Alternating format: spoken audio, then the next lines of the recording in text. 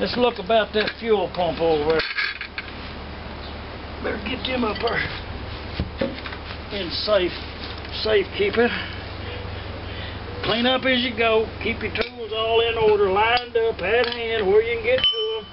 No need to be hunting no tools. Line up everything.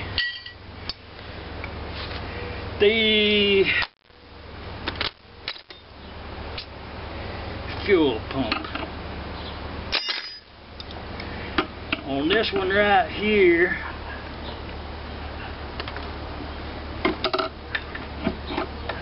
and I do think this gas tank's got a hole in it. You know, that's not a good thing. Gas tank got a hole in it. Now, you're not going to be able to see what I'm doing over here, but if you really want to know, then just go back in the playlist and believe me, there is a step-by-step instruction on what I'm doing over here. But I'm going to pull this out, and as I suspected, it is a half of an inch. And in order to do that, you have to, and it's got a stainless steel washer in there for a spacer. That's not good. And this one has the forked-eared fuel pump, and the way you know if these are worn is how deep that little groove right there is. Them's not too deep. That's supposed to be straight across. It's not supposed to be cupped at all. A new one wouldn't be. The fuel pump. Now let's get it. There's the fuel pump. And it's been brazed, welded, got a strap up yonder. That's the old type. Check valve under the plunger, and the check valve out here in this check valve housing. A brass packing. It did work. It did work. We may make some modifications there and reuse that. Clean up as you go. Wipe her down. Okay, let's get that side cover off. I know what you're waiting. You're waiting to get that magnet off of there. We'll keep that for another time.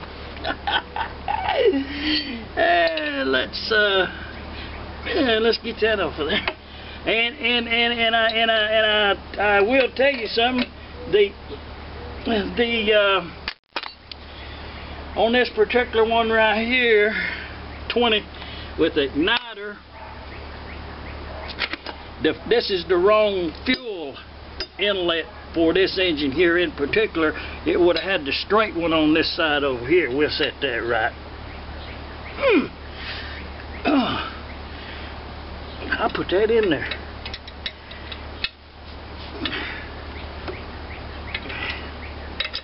It was tight too.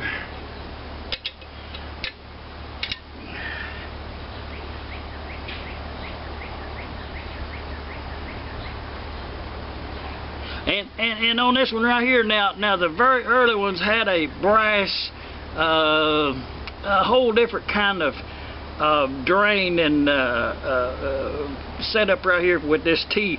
It's quarter pipe on the top and bottom, and eighth on the side right there, going to the water hopper, and a drain on the bottom and up there like that. Most of them will have this.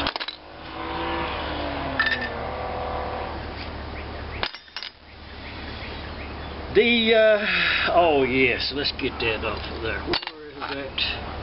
Most of the time these side cover bolts are. This one actually has the large pattern nuts.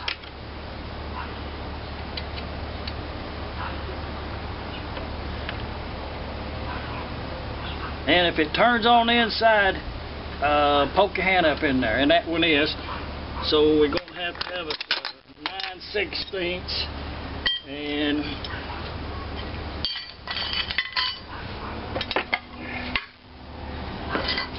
actually you can, it's in there. Let's see how many of them we're going to have to get loose from the inside.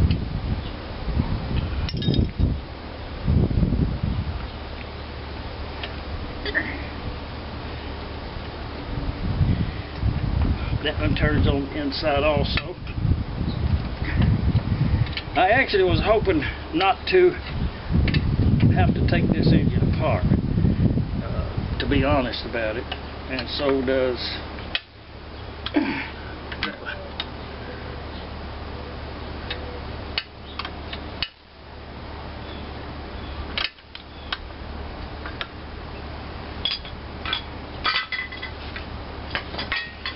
Okay, and 9/16 go right up in yonder all the way to the front, and it'll be a square bolt on the inside. Get that on there, and on this one right here it's 11/16 is these big nuts on the outside. Some of them will be somewhere in between, and hold that on the inside. That one does come loose quite readily. There it is. And it will have a thin washer. There's one. Let's get this one right back here.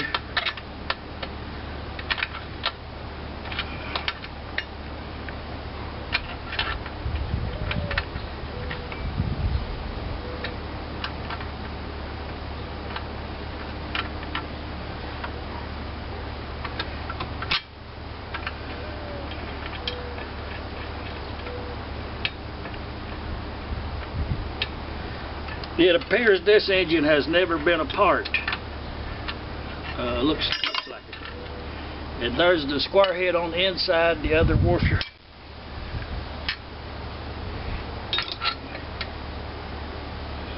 And we got one way down there at the bottom.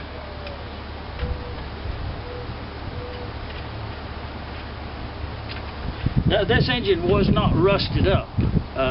It is one. It's really in good condition. And right there, now that's got two of those. I dropped it. And that one's got one on the inside. They don't supposed to have one on the inside.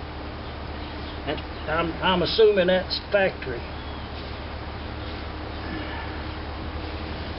We'll have to get the big magnet out here to get that. Now we got one more on the top up there.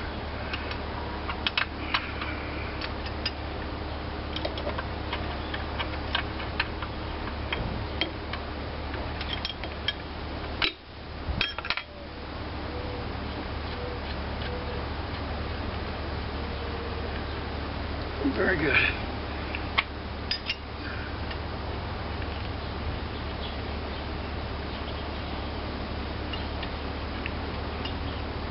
And there it is. This one.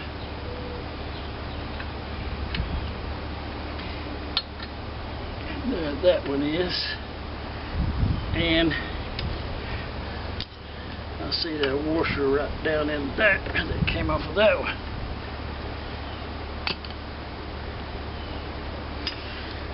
Okay, while that's going so good, let's just get the other side.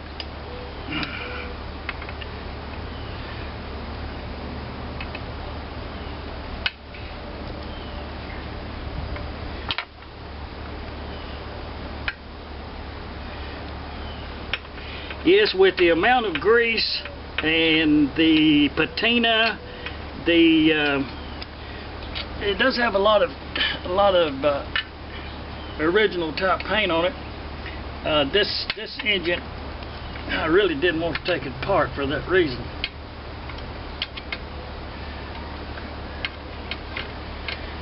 And these bolts, these nuts are painted green, which leads me to believe that they painted the engine after it was assembled.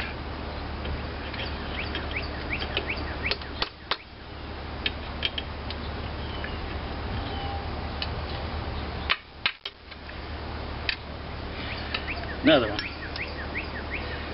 Okay, well, let's get this one.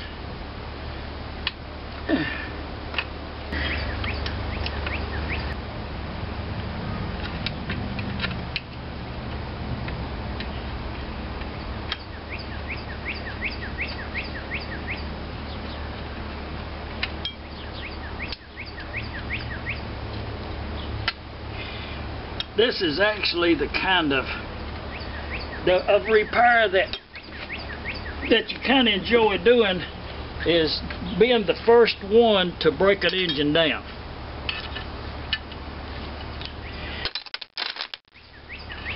We'll clean them up. Little diesel fuel. Okay, let's see what that crankshaft looks like. Where is that lead hammer? We're going to have to make us a lead hammer.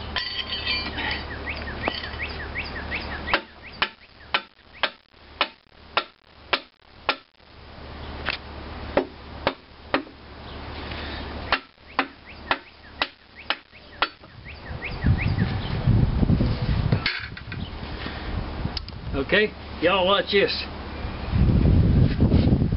One side cover and L magneto setup.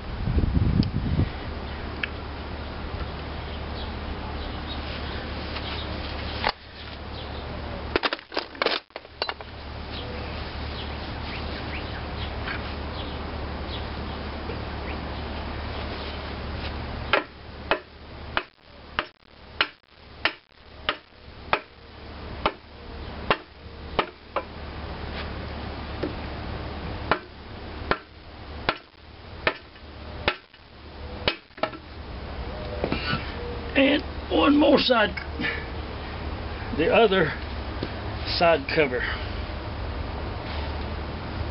And just looking down in here at the grooves in that bushing, Babbitt bearing, the groove in there is really shallow. It's not very deep, meaning it's wore quite a lot. The one on the top is very deep, meaning it's wore to the bottom. And some wire here that will match the flywheel. We'll set that straight across if we use these bearings again. Crankshaft. One crankshaft. Gear looks good. Gear looks good. Just feeling of it. Wow, ain't no wear at all there.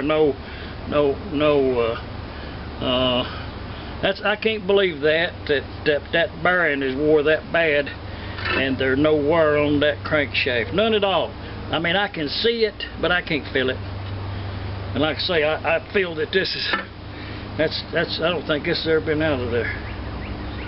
So, and the center part, it does have a little ridge right in the center that I'll take away with a file, just very lightly, center only on this one, I think.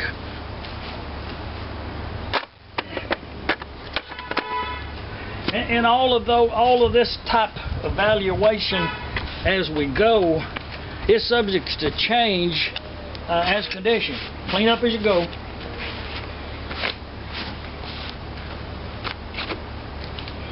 The